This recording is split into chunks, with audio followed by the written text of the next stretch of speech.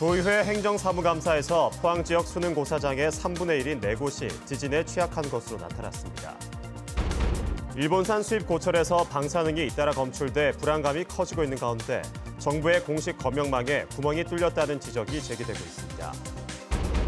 한러 지방협력 포럼을 계기로 포항시와 러시아 블라디보스토크시가 자매 결연을 맺고 다양한 분야에서 협력하기로 약속했습니다. 여러분 안녕하십니까? 포항 지역 수능고사장의 3분의 1이 지진에 취약한 것으로 나타났습니다. 또 학교 건물 내진 보강 공사가 더디게 진행되는 것으로 드러났습니다. 오늘 포항교육지원청에서 열린 도의회 행정사무감사를 김철승 기자가 보도합니다. 경북도의회는 포항교육청에서 포항과 영덕, 울릉교육청에 대한 행정사무감사를 했습니다. 최병준 도의원은 포항 지역 수능 고사장 12곳 가운데 사립고등학교 4곳은 아직도 내진 보강 공사가 이루어지지 않아 수험생들이 불안을 느낄 수 있다며 대책 소홀을 지적했습니다. 수능 시험을 쳐야 되는 이런 시기에 이런 상황을 미리 미연에 왜 방지를 못했느냐 하는 이야기입니다. 이에 대해 포항교육장은 예산 배정이 늦어져 생긴 일이라고 해명하고 수능에 차질이 없도록 하겠다고 밝혔습니다. 전문 상담 인력도 배치해서 수험생들이 마음의 동요 없이 마음 놓고 시험을 치를 수 있도록. 최 의원은 또 지난해 지진 이후 1년이 돼가고 있으나 학교 내진 보강률이 30% 수준이라며 너무 더디다고 비판했습니다. 포항교육청은 현재 보강률은 41.6%인데 내년 상반기까지 모두 마치겠다고 설명했습니다.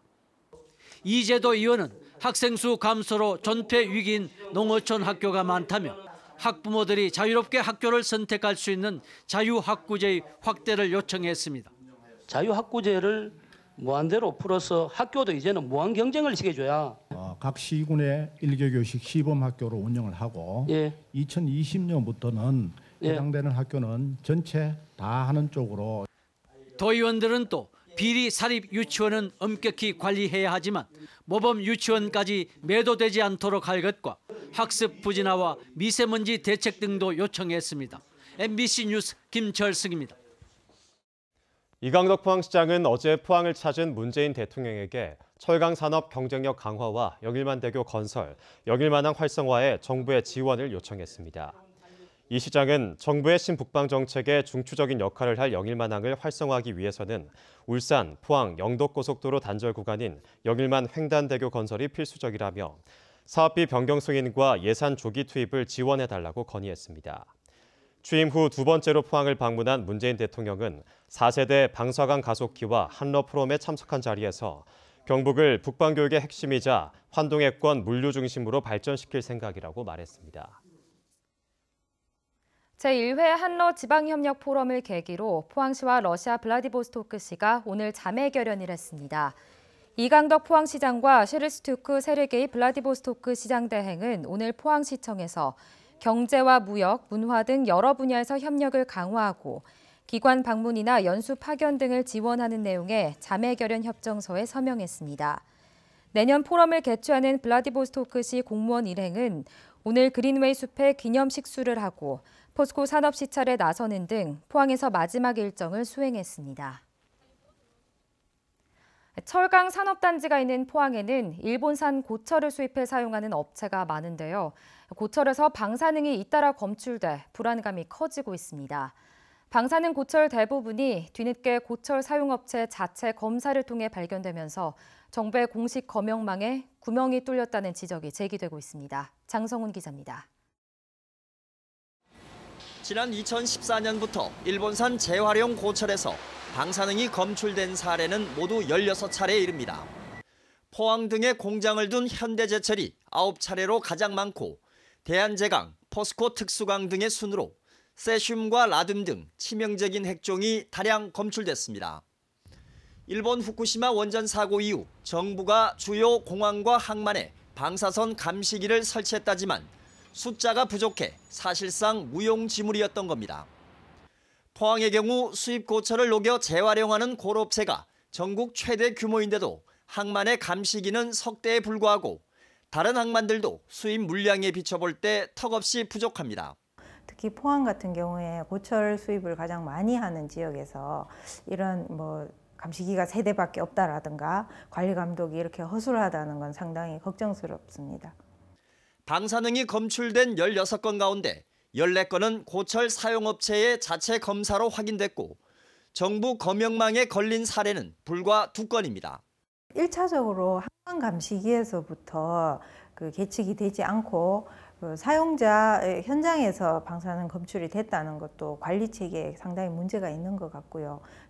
방사능에 오염된 일본산 수입 고철이 우리 국민의 안전을 위협하고 포항이 그 위협의 한가운데 있는 상황.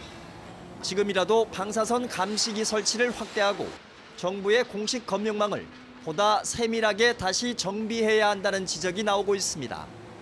MBC 뉴스 장성훈입니다. 경북교육청은 태풍 콩레이로 피해를 입은 영덕 지역 학교 시설물 복구를 위해 1억 2천만 원을 추가 지원했습니다. 이번에 지원되는 예비비는 시설 복구비와 교구 교체비로 강구정보고 6,900만 원, 강구중 2,500만 원, 영덕 야송초 창포분교장 2,080만 원이 배정됐습니다. 교육청은 지난달 12일 영덕 지역 학교 시설비 복구를 위해 예비비 15억 7천만 원을 지원한 바 있습니다.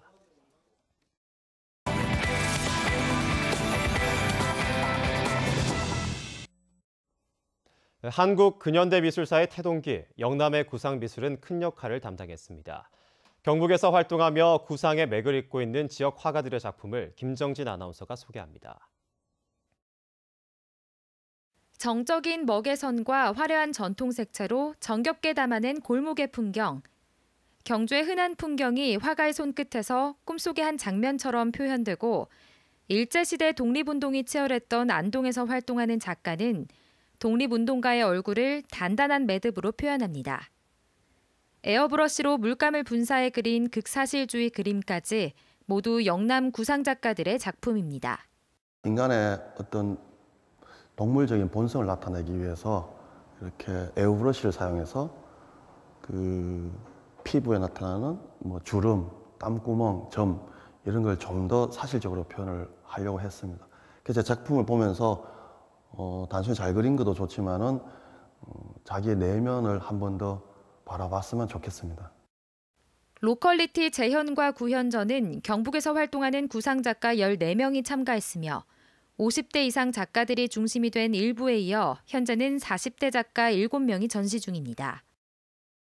시각 예술에 있어서 아주 중요한 요소라고 할 수 있는 대상의 그런 사실적인 재현의 기능과 또 그 재현을 통해서 작가 개개인들이 말하고자 하는 그런 정신을 구현해내는 그런 전시라고 할 수 있습니다.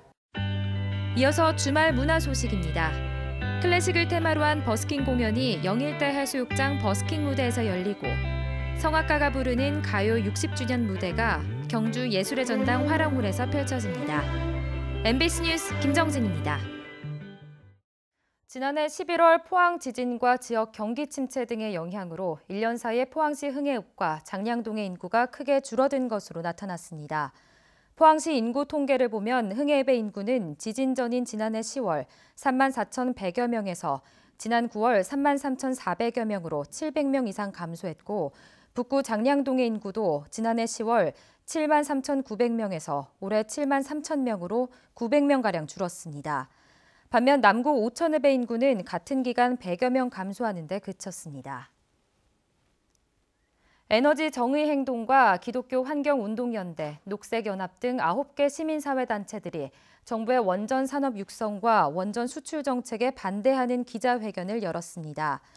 이들 단체는 최근 문재인 대통령과 여야 5당 원내대표 간의 여야정 상설협의체 첫 회의에서 국내 원전 산업의 국제 경쟁력을 발전시키기 위한 정책을 적극 추진한다고 합의한 것은 정부의 탈원전 정책은 물론 국제 원전 산업의 사양화 추세에도 맞지 않다고 규탄했습니다.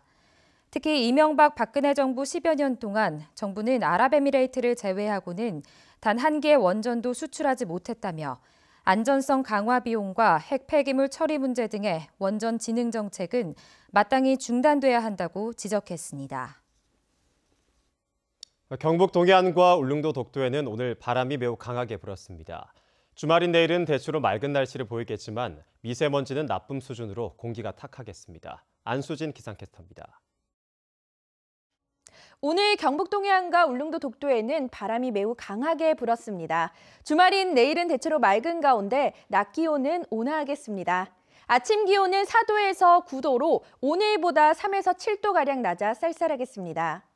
오늘 미세먼지는 오후가 되면서 나쁨에서 매우 나쁨 단계까지 치솟았는데요. 내일은 온종일 나쁨 수준으로 공기가 탁하겠습니다. 동해 중부 먼바다에 내려진 풍랑주의보는 내일 오전에 해제가 될 예정입니다. 자세한 지역별 날씨 알아보겠습니다.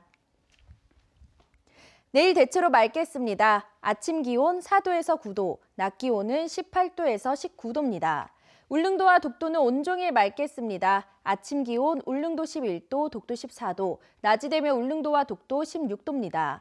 동해상으로는 아침에 구름 조금 지나다가 오후가 되면서 맑아지겠습니다. 바다의 물결 동해 중부 해상에서 최고 4m, 동해 남부 해상에서 최고 3m까지 일겠습니다. 주말 동안에는 맑은 하늘의 평년 기온을 보이겠고요. 다음 주부터는 기온이 다소 떨어지겠습니다. 날씨였습니다. 올겨울 도내 5개 시군에서 유해 야생동물 개체수 조절을 위한 수렵장이 운영됩니다. 수렵장을 운영하는 지역은 영양과 포항, 경주, 영덕, 울진 등 5개 시군이며 운영 기간은 오는 20일부터 내년 2월 말까지 넉 달입니다. 해당 지방자치단체는 총기 안전사고와 피해 예방을 위한 홍보와 함께 불법 포획행위 단속 등에 적극적으로 나설 방침입니다.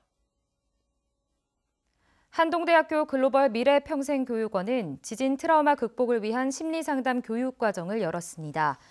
경상북도와 포항시의 지원으로 운영되는 이번 교육은 지진뿐만 아니라 일상생활 중 발생하는 트라우마나 내적 장애를 치료하고 치료 후 성장한 자기 자신을 돌아보고 사회로 확장하는 방법을 배우는 과정으로 진행됩니다. 교육 일정은 다음 달 7일까지 모두 10회에 걸쳐 10시간의 이론과 심리 교육으로 진행됩니다. 경북도는 최근 인사위원회를 열고 자녀 채용 청탁 혐의로 1심에서 집행유예를 받은 경산시 간부 공무원에 대해 중징계인 해임을 의결했다고 밝혔습니다. 이 공무원은 경산시청 금고 유치 등과 관련해 대구은행에 자녀 취업을 청탁한 혐의로 기소돼 1심에서 징역 8개월에 집행유예 2년을 선고받았습니다.